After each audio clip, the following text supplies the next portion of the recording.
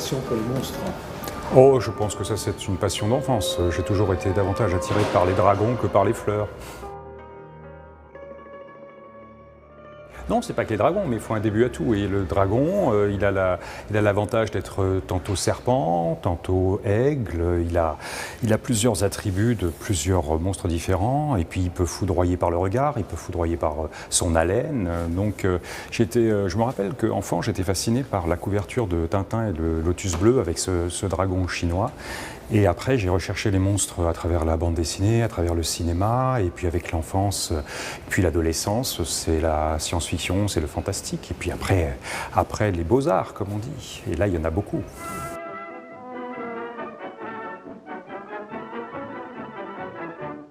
Les humains sont fascinés par les monstres parce qu'ils représentent l'altérité absolue, c'est-à-dire que c'est ce qui s'écarte de leurs habitudes, ce qui les fascine, ce qui les effraie à la fois, ce qui est dans la disharmonie. Et puis le monstre envoie des signes.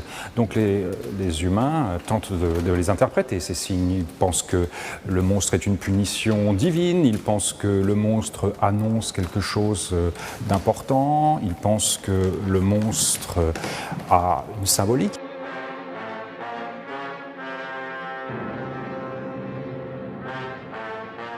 Maintenant, tous les monstres de l'Antiquité ne sont pas liés forcément au mal. Ils sont liés à la puissance, ils sont même parfois protecteurs.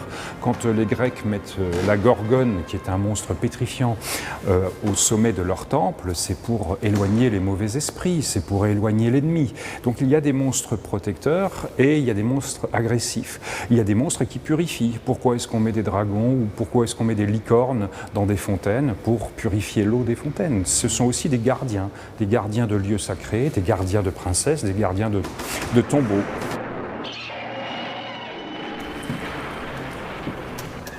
Alors pour ce qui concerne les monstres au cinéma, ils sont hérités de toute cette monstration de l'anormalité, de la différence, de l'exotisme aussi, qui existe depuis l'Antiquité et dont on pourrait retracer l'histoire, mais qui connaît un essor considérable avec le capitalisme et avec la société du spectacle qui se met en place au XIXe siècle. On pense par exemple à l'American Museum de Barnum et à la monstration, puisqu'il faut bien employer ce terme, de nains, de géants, de femmes à barbe, etc.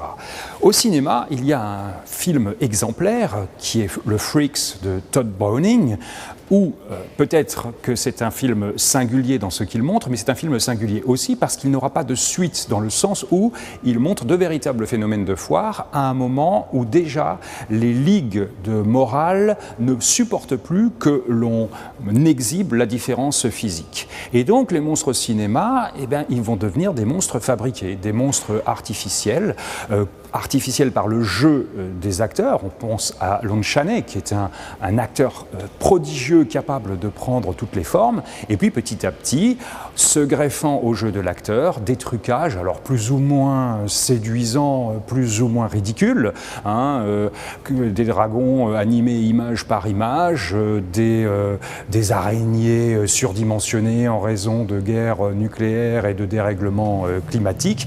Et puis bien sûr, tous les monstres venus de l'espace qui envahissent, et à cet égard, on peut dire que le Alien de Ridley Scott à la fin des années 70, sculpté par le sculpteur autrichien Giger, est le premier monstre véritablement convaincant au cinéma. Alors, le monstre, on n'en a pas tenté de définition, mais une des définitions possibles du monstre, c'est dans l'exceptionnellement grand. C'est monstrueux, donc c'est énorme. Et effectivement, le King Kong de Schoedsack je crois qu'il fait ça juste après les chasses du comte Zaroff, est à la fois une fascination pour la bête, pour la puissance de la bête, pour l'exotisme, parce qu'on va chercher chez ce King Kong et on le ramène au cœur de la culture américaine, américaine. Et bien sûr, c'est la tension entre nature et culture. Mais c'est aussi, bien sûr, le risque du viol, qui est un grand fantasme, le risque du viol de la femme par des grands singes anthropoïdes, par des monstres. Et qu'est-ce que ça donne? Qu'est-ce que ça donne, cette rencontre entre l'humain et le monstrueux? C'est aussi le fantasme de Alien 4, où, enfin, ça commence avec Alien 3 et ça se poursuit avec Alien 4, où Sigourney Weaver se retrouve engrossée par la bête. J'ai vu des mains en fer, oui, voilà, là. Et les scies et tout ça. Alors, Frankenstein ?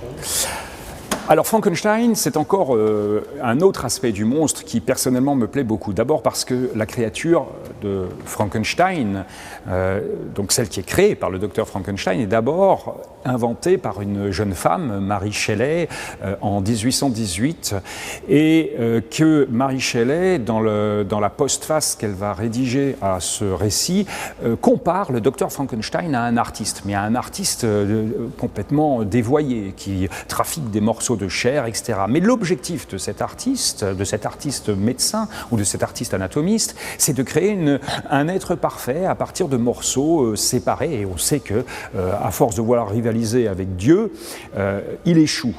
Mais ce qu'il y a de différent par rapport à Dracula, c'est que Frankenstein produit sa créature à l'aide de la science, avec l'électricité, avec l'oxygène, et pas du tout par des incantations magiques, et pas du tout en évoquant des monstres de l'au-delà, sataniques, etc. Alors après, il y a cette incarnation extraordinaire au cinéma par James Whale, et puis le maquillage de Pierce sur Boris Karloff. When this dead hand moves, the monster created by a man they called Mad is turned loose to strike terror into the hearts of men.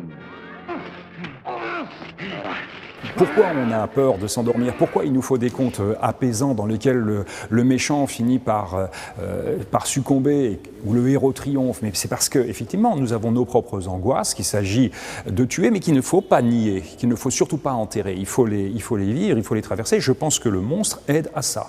Le monstre aide à concrétiser, à projeter nos angoisses, nos phobies. Et tuer le monstre, c'est tuer quelque chose de ses propres angoisses.